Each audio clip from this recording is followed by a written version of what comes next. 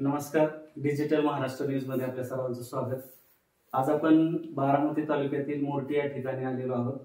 महाराष्ट्र शासनाच्या शालेय शिक्षण विभागामार्फत क्रांतीज्योती सावित्रीबाई फुले राज्य शिक्षक गुणगौरव पुरस्कार मिळालेल्या आणि 20 वर्ष शिक्षण क्षेत्रात काम केलेल्या मोर्टी गावच्या व आंबळे येथील जगताप वस्ती शाळेत शिक्षिका असणाऱ्या छायाताई भरत जगदाळे यांना नुकताच हा पुरस्कार देण्यात आला आहे. त्यांच्या या सामाजिक व शैक्षणिक कामाबद्दल आज आपण त्यांच्याशी बातचीत करणार आहोत.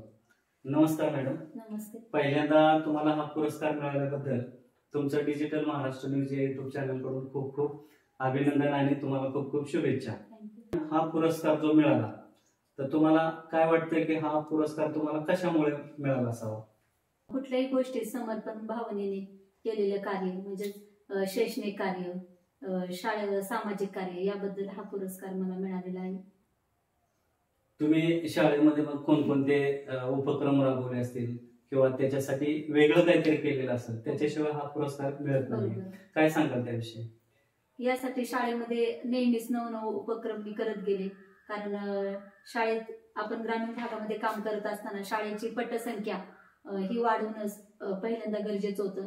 त्याच्यासाठी पटसंख्या वाढवण्यासाठी पालकांशी सुसंवाद साधला, पालकांशी चर्चा केली, गृहभेटी केल्या आणि विद्यार्थ्यांना आहे ते विद्यार्थी शाळेमध्ये प्रथम दाखल केले आणि त्या विद्यार्थ्यांची गुणवत्ता टिकून ठेवण्यासाठी शाळेमध्ये जर्मन भाषा असेल, बुद्धिबळ असेल, तसेच हस्ताक्षर उपक्रम असेल, वेगवेगळ्या स्पर्धा परीक्षा असतील. शाळा जरी ग्रामीण भागात असली तरी IAS, मंथन यासारख्या राज्यस्तरीय स्पर्धा शाळेमध्ये राबवल्या आणि त्याच्यासाठीचं मार्गदर्शन विद्यार्थ्यांना केलं आणि या स्पर्धेतून आमच्या शाळेतील विद्यार्थी राज्यस्तरीय, जिल्हास्तरीय असेल केंद्राच्या गुणवत्ता यादीमध्ये आलेले आहेत. मॅडम, तुम्ही आता बोलत असताना जर्मन भाषेविषयी थोडंसं बोलला की शाळेत जर्मन भाषा ही तुम्ही शिकवता, तर नक्की शाळेमध्ये कशा पद्धतीने तुम्ही जर्मन भाषेविषयी मुलांना शिकवता? जर्मन भाषा ही नक्कीच आपल्या ग्रामीण भागातील विद्यार्थ्यांसाठी नवीन आहे, परंतु अगदी ती नवीन भाषा न दाखवता की ती आपल्या इंग्रजीशी अतिशय सिमिलर भाषा आहे अशा प्रकारे विद्यार्थ्यांना सांगून ज्याप्रमाणे आपण इंग्रजी शिकवतो त्याप्रमाणे ही भाषा शिकवण्यास सुरुवात केली. फक्त तोंडीवर जास्त भर दिला आणि त्यांना स्वतःची ओळख असेल, आठवड्यांचे वार असतील, अंक असतील, हे सुरुवातीला त्यांचे जर्मन भाषेतून घेतले आणि त्यांना त्या भाषा अतिशय आपल्या जवळची आणि सोपी वाटली आणि पुढेही भविष्यामध्ये आपल्याला जर्मन भाषेमध्ये संधी आहे म्हणून जर्मन भाषा मी निवडली. त्याच्याबद्दल काही थोडंसं बोलून दाखवा. त्याच्यामध्ये अगदी इंग्रजीशी सिमिलर तर मेन नाम इट्स छाया म्हणजे माझे नाव छाया आहे. हायटे इट्स सॅमस्टॅग म्हणजे आज शनिवार आहे. अशा प्रकारची छोटे छोटे शब्दांवरून वाक्य मुलांची म्हणून घेतली. आणि मुलांचा रिस्पॉन्स याला कसा आहे? मुलांचा रिस्पॉन्स खूप छान आहे, कारण मुलांना सांगताना सांगितलं की इंग्रजीशी सिमिलर ही भाषा आहे अगदी आणि अगदी सोपी आहे ना, आपल्याला याच्यामध्ये संधी आहे म्हणून मुलांनाही याच्यामध्ये आवड निर्माण झाली. अगदी मुलं कोण आलं तरी स्वागत करायचं म्हटलं तरी गुड मॉर्निंग त्याची गुटन मॉर्गन अशा पद्धतीने ते स्वागत करतात. खूपच छान पद्धतीने म्हणजे तुम्ही जर्मन भाषा शिकवताय. हा जो तुम्हाला पुरस्कार मिळालाय तो हा पुरस्कार कोणता होता आणि त्याचं स्वरूप काय होतं ते काय सांगत होते? हा पुरस्कार शालेय शिक्षण विभाग महाराष्ट्र शासनाचा होता. तो क्रांतीज्योती सावित्रीबाई फुले पुरस्कार म्हणून गौरवण्यात आला होता. या पुरस्काराचं स्वरूप काय होतं आणि तो तुम्हाला कोणाच्या हस्ते देण्यात आला? या पुरस्कारामध्ये ट्रॉफी, सर्टिफिकेट आणि आम्हाला रोख स्वरूपात 1,10,000 असे पारितोषिक या पुरस्काराचं स्वरूप होतं.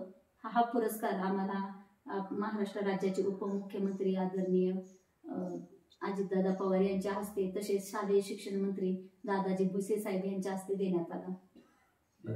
ह्या पुरस्काराची जी रक्कम आहे 1,10,000 रुपये, ह्या पुरस्काराच्या रकमेविषयी थोडक्यात काय तुमचं पुढचं नियोजन असणार आहे? पुरस्काराची रक्कम ही मी माझी शाळा मुळातच ग्रामीण भागातील आहे. जिल्हा परिषदेची शाळा किंवा सरकारी शाळा म्हटलं तर सर्वच प्रकारचे विद्यार्थी हे शाळेमध्ये असतात.